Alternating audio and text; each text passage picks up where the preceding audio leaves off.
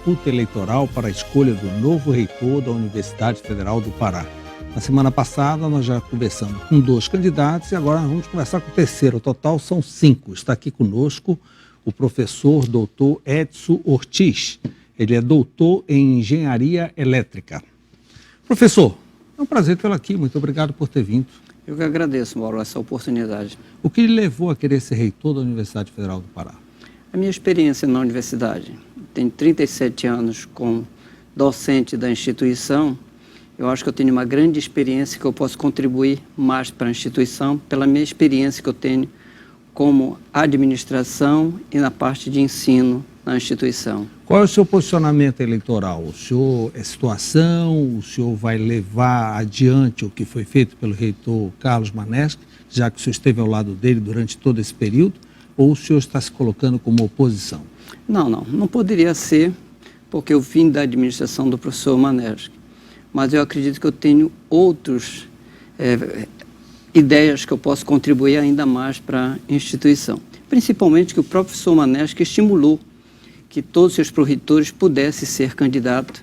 E eu estou cumprindo meu papel, estou colocando meu nome à disposição da comunidade para que a comunidade tenha uma opção e possa fazer a melhor escolha. A sua experiência como pró-reitor foi desde o início da gestão do professor Maneschi? Desde o início, há 7 anos. E o senhor deixou a pró-reitoria de administração agora? Agora, no dia 4 de março, porque como eu seria candidato, eu achei ético não estar no cargo para poder me dedicar à campanha eleitoral. Professor, o que é que o senhor acha, por exemplo, os altos índices de aprovação dos cursos de pós-graduação da Federal, que é uma realidade, em comparação aos baixíssimos índices dos cursos de graduação da universidade, que me parece que é o principal foco e que demanda a grande maioria do alunado? Eu acho que a gente precisa rever. Primeiro, a universidade não conhece todos os detalhes da avaliação do ENAD. E é fundamental que a gente conheça para atuar em cima desses problemas. Mas não conhece por quê? O ENAD não divulga? Não, o ENAD divulga. Não conhece, o alunado não conhece. Então é uma falha da universidade em não distribuir a informação. Exatamente, isso é um aspecto. E também as condições, principalmente de laboratórios da universidade, da graduação, que estão bastante defasados. Eu acho que a gente precisa estimular mais o aluno da graduação. Porque se você estimular mais o aluno da graduação, com certeza você vai ter um melhor aproveitamento nesse aluno da pós-graduação. E por que esse atraso em termos de laboratório, já que recursos houve bastante nesse período todo? É porque com o projeto da reforma do Reúne, foi necessário fazer uma adequação de muitos prédios. E esse processo está em andamento. Nós reformamos praticamente agora mais de 60% desses laboratórios. Para você ter uma ideia, no base nós estamos construindo um novo pavilhão de salas de aulas. Que é um prédio, não é um pavilhão, não? O termo prédio. Pavilhão já vai sumir. É um prédio de 64 salas de aula, que vai dar mais conforto e você tem condições de colocar mais próximo o aluno da graduação dos professores, de tal sorte que possa ter uma melhor interação entre os alunos da graduação e os professores. Com isso, melhora o aproveitamento. Não vai ficar aquela circulação assim muito esparsa, né? Muito difícil de encontro? Principalmente que esse espaço é um espaço com toda a infraestrutura de internet, de climatização, próximo à biblioteca. Eu acho que isso faz com que estimule mais o aluno, tá, a ter um espaço para efetivamente ele se dedicar mais às atividades acadêmicas. E próximo ao restaurante universitário, que os universitários têm reclamado bastante de grandes filas. Isso era uma função sua como pró-reitor de administração? O restaurante universitário ele é vinculado à Pró-Reitoria de Administração, mas nós fizemos um grande investimento, nós duplicamos. Deixa eu fazer um parênteses, eles elogiam muito a qualidade da comida e o preço cobrado, mas reclamam das filas, o que faz com que eles saiam antes da sala de aula para poder entrar na fila. Hoje, quando nós assumimos a Pró-Reitoria de Administração, nós fornecemos em média de 2.000 refeições dia. Hoje estamos chegando a 5.600 refeições. A demanda é muito grande, Mauro. Então, por mais que você tenha uma infraestrutura, você tem hoje, em média, na universidade, 40 mil pessoas circulando ali, que têm direito a ir ao restaurante universitário. Então, nós duplicamos... O restaurante, o direito são os alunos, servidores e professores? Isso. Os servidores da universidade, de uma forma geral, e os alunos. Os alunos pagam o valor de R$1 e os servidores, professores técnicos administrativos ou técnicos de administração, pagam R$2. Então, você não tem como E, professor, aumentar qual essa seria a demanda. solução? Aumentar o número de restaurantes? Nosso projeto é fazer na área da saúde um novo restaurante que você possa fazer com que o fluxo dos alunos da área da saúde é a área do Campus 3. que reúne os cursos de saúde. Então, a ideia é porque lá nesse local não tem um restaurante universitário. O senhor acha que essa é a função da universidade, além de dar o conteúdo, de dar o ensino de forma gratuita, também deve fornecer alimentação e deve ser geral para todos os alunos? O senhor acha que não deveria o ideal ser para aqueles que realmente têm necessidade? A universidade tem um programa, aqueles que têm necessidade a gente chama de taxa zero. Tá? Eles não pagam, mas ninguém sabe se paga ou não, para que não haja discriminação. E essa verba é uma verba de assistência estudantil, que pode ser utilizada também para a alimentação dos alunos. Então, e lógico que deve ser feito um levantamento para verificar os alunos que podem ou não ser atendidos no restaurante, mas na universidade a grande maioria dos nossos alunos são carentes, Mauro. E principalmente que naquela área ali do Guamá, você não tem uma oferta de alimentação tão fácil como em outros locais. Então, esses alunos têm que se alimentar mesmo no restaurante universitário. O senhor disse que tem 30 e quantos anos de universidade? 37. Quanto tempo tem o campus do Guamá, professor? Ele foi fundado em 60, né? A época dele foi 60. Então já tem 50 anos, né? O senhor não acha que até hoje ele não deu muita bola para o entorno? Ficou limitado a um muro, não teve nenhuma responsabilidade social. Até hoje os alunos são assaltados, os alunos não têm restaurante, não tem... Isso é culpa de quem? Não. O senhor acha que é culpa dos moradores do Guamá ou culpa da Universidade Federal do Pará?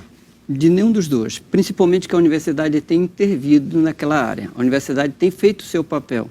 Tanto é que a duplicação da perimetral só está sendo realizada porque a universidade cedeu parte 45 anos depois estão mexendo na perimetral. A Bernardo Saião, desde que eu nasci, está em obras. A Barão de Garapé-Miri, o tráfico com mão dupla, cheio de lombada, você imagina. Quer dizer, o tempo passa e parece que a universidade é um enclave no meio de uma pobreza, é uma ilha cercada de pobreza por todos os lados. Não, mas a universidade, sem a universidade ali naquele local, seria pior. Sim, sem porque dúvida. A universidade até mas levado ali... Mas eu acho que ela foi para ali com um objetivo social, você não acredita? Mas ela tem feito essa parte social. Mauro, só para você ter uma ideia, tratamento odontológico daquelas crianças da Redondeza, agora, no último projeto que nós temos lá na universidade, foram 1.300 crianças atendidas. Atendimento completo, tá? Desde o começo, meio e fim. Naquela área, Mauro, nós instalamos lá, tem uma delegacia de polícia numa área da universidade. A universidade liberou agora, para aqueles moradores da invasão ali, 1.000 títulos de propriedade, a universidade fazendo toda a documentação e passando para essa comunidade, registrada em cartório, que não deveria ser a responsabilidade da universidade, mas ela o fez. Nós temos ali, nós estamos construindo na área da universidade um espaço físico para os bombeiros militares usarem esse espaço para atendimento daquela comunidade. Normalmente aquelas casas ali são de madeiras, e você sabe o risco, então a universidade tem preocupação com isso. Nós fizemos, se a universidade não tivesse naquele entorno ali, linha de ônibus você não teria. Você tem mais de 6 linhas de ônibus ali. Então a universidade tem feito. Lógico que as demandas são maiores do que a resposta que a instituição pode dar. E também não é só a responsabilidade da instituição.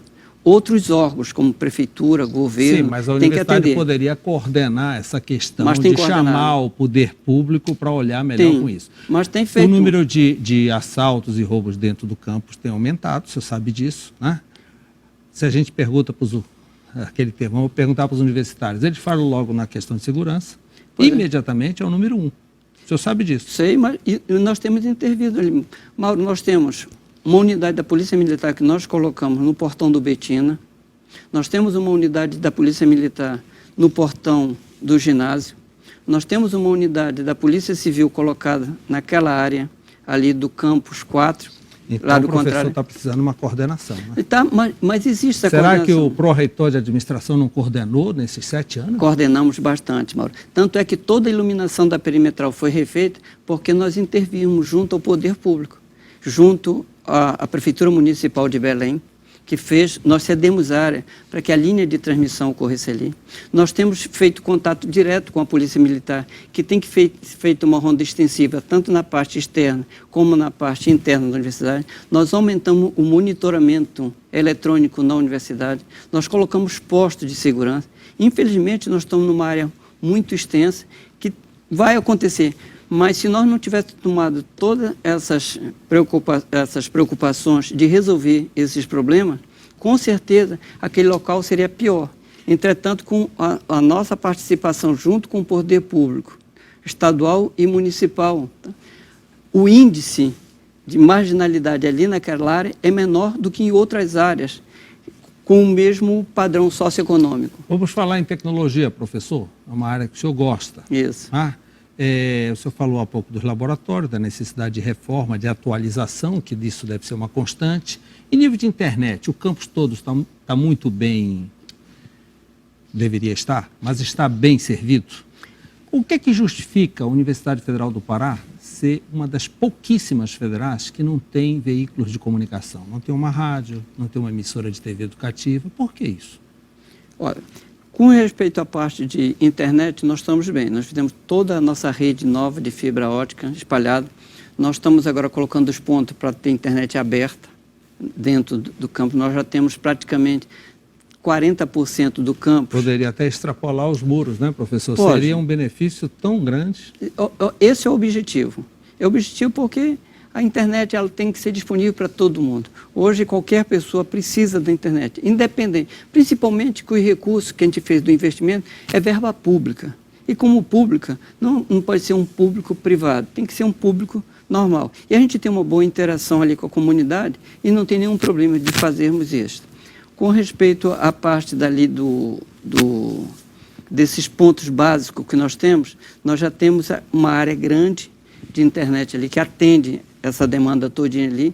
Com respeito à parte de veículos de comunicação, nós ainda não temos esses veículos. Nós temos pouquíssimas federais. Pouquíssimas. É uma das pouquíssimas, se não for a única, não é verdade? O custo de manutenção, tá? O custo Isso de é um manutenção. laboratório para o curso de comunicação. Nós temos a nossa rádio web, tá? Que tem a básica mesma estrutura, só o meio de comunicação que é diferente, que é via internet, mas o investimento está sendo feito para que efetivamente a universidade possa ter uma rádio AM, FM, como uma televisão. Isso está dentro dos seus planos? Está dentro do programa, porque eu acho que com isso tu forma melhores profissionais da área de comunicação. Professor, o senhor durante 7 anos não conseguiu resolver o problema dos cachorros no campus. O que é que o senhor pretende fazer se for eleito reitor?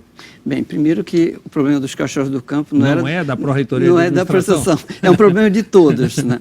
Não, mesmo não sendo um problema da Pró-Reitoria de Administração, nós fizemos algumas ações dentro daquilo que era possível para o reitor fazer.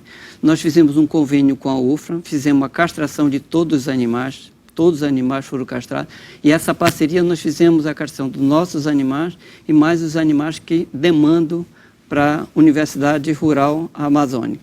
Então, nós fizemos a castração.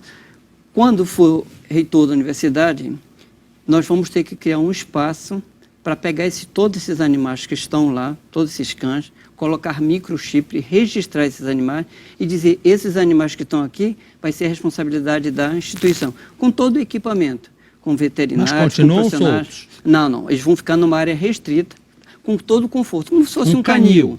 Fosse um canil. E os próximos animais, porque o grande problema, Mauro, são pessoas que os vão vizinhos, os alunos estão levando e abandonando os animais lá. Sabe que sempre vai ter alguém para cuidar. Então, o que nós vamos fazer? Esses animais que estão lá, nós vamos dizer, esses são nossos esses animais, nós vamos colocar num espaço digno, tá? Que seria um canil, com todo o conforto que esses animais merecem. Não existe uma vigilância eletrônica na universidade? Existe. E não dá para detectar aqui? São muitas áreas vulneráveis na universidade. Para animais passar, são várias áreas. Você sabe que tem áreas ali que é uma área do alagado, que tem pequenos caminhos que os animais, uma pessoa não pode circular nessas áreas, mas pequenos animais podem sim. Professor, você tem 11 campos no interior. Ele reivindica uma certa autonomia administrativa. Eles sentem dificuldades quando precisam comprar algo básico, algo mais urgente, assim por diante. Tem que sempre recorrer a Belém. O que é que o senhor pretende fazer nessa área? Intensificar o que nós estávamos fazendo já na Pró-Reitoria de Administração. Por exemplo, só para citar um exemplo, o campus de Castanhal, nós demos toda a autonomia. Então, eles fazem todo o processo licitatório, eles fazem todas as compras. A única coisa que eles precisam, às vezes, da universidade é que os editais têm que ser aprovados pela Procuradoria-Geral da Universidade. Mas, basicamente, é só isso. Eles já têm, todos os campos têm uma descentralização de recursos, só que eles não tinham um quadro técnico capaz de atender esse processo de licitação. Mas nós já começamos, na PROAD, fazer essa descentralização. Então, o campo já de Castanhal já faz isso, o campo de Bragança já está fazendo, o campo de Altamira, os maiores campos que têm um quadro técnico que possa atender também essas demandas. Isso vai facilitar sensivelmente, porque o grande objetivo, nós estamos descentralizando a parte orçamentária, depois demos o treinamento e também vamos descentralizar o protocolo. Com isso, esses campos vão ter autonomia para fazer todo o processo de licitação. Professor, sou muito próximo do reitor, sabe já quando será a eleição, que período vai ocorrer, como isso vai ocorrer? Olha, existe uma previsão que o reitor deverá estar saindo, tá, para concorrer às eleições municipais em 2 de junho de 2016. Então, ele saindo no dia 2 de junho, 60 dias depois tem que estar o processo concluído. Então seria em agosto? Pode ser em agosto as eleições. Porque julho seria período de férias, não é isso, recomendado. assim, Embora o período letivo comece no início de junho. De junho. Né? Vai invadir julho ou para em julho e volta depois? Em julho ele tem um pequeno recesso e depois continua normalmente. E até o final do ano consegue regularizar? Consegue regularizar. Devido ao processo de greve, foi feito um remanejamento no calendário acadêmico. Qual é a sua opinião dessa paridade na eleição da universidade? Que o voto de um professor vale igual ao de 22 alunos? Não é. Existe um processo na universidade. Quem aprova, tá? Primeiro, a legislação diz que o professor tem 70% do valor do voto e a outra parte, os servidores técnicos e administrativos e mais os alunos, 30%. Isso é lei. Tanto é que a eleição não é feita no Conselho Superior. É feita uma pesquisa à comunidade e nessa pesquisa à comunidade é usado o voto paritário. Então, tem uma relação de número de eleitores como denominador e número de votantes no numerador. Então, se todos os alunos forem e votar, a relação vai ser eles teriam 33%. Então, existe uma paridade entre as 3 categorias. Por isso que a eleição não é feita no Conselho Superior. O Conselho simplesmente referenda o que vem da comunidade para dar o aspecto legal da consulta. Professor Edson Ortir, muito obrigado por essa entrevista. Vamos ainda conversar nesse processo eleitoral. O argumento pretende fazer um debate entre os candidatos. Não é muito fácil, porque são 5, mas vai tentar organizar um horário específico, um ambiente específico para realizar esse debate. Agradeço a sua participação no argumento. Eu que agradeço, Mauro, essa oportunidade que você está dando para a universidade. Não digo nem para o candidato, para a universidade. Obrigado, principalmente pelo seu programa, um programa de prestígio, que mostra que a comunidade pode se inteirar melhor ainda dos assuntos universitários. Obrigado, professor. Logo depois do intervalo, vamos conversar com